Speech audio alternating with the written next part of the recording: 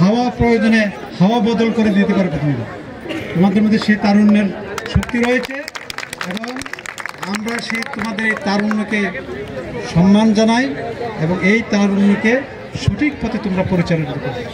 আমি এই উদ্যোক্তা মেলার আজকে যে এটা যে আজকে সচিব যদি আমি বলছিলাম যে ভিডিওটা আমাদেরকে পাঠিয়ে দিন, আমরা সচিবকে কয়েকবার বলেছিলাম।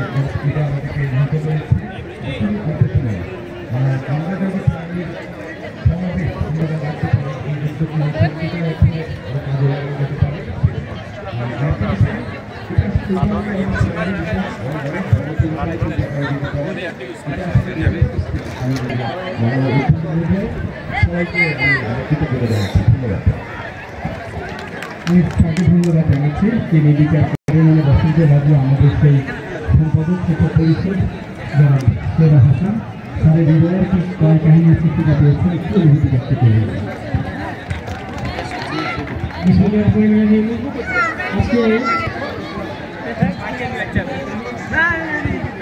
আমাদের খুবই উৎসাহের সাথে উদ্যোক্তা মেলা কি করবে, কি স্টল দিবে, তাদের পরিকল্পনা করছে।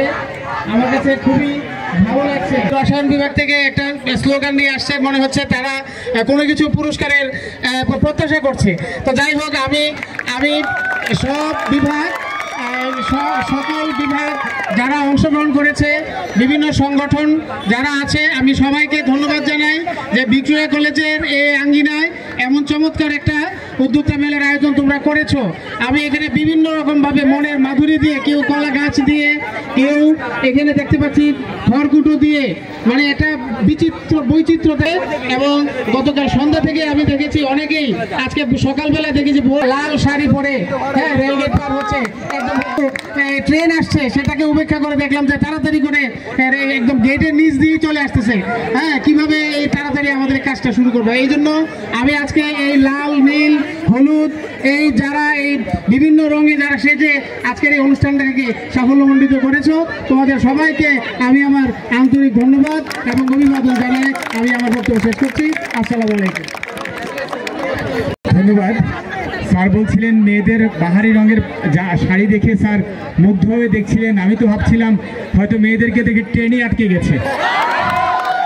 তো যাই হোক, আমরা দেখলাম সাইফুলের নেতৃত্বে, ওদের শিক্ষক সাইফুলের নেতৃত্বে কেমিস্ট্রি ডিপার্টমেন্ট যেভাবে মানে একেবারে বিপ্লব পদব্রজে আজকে মঞ্চের দিকে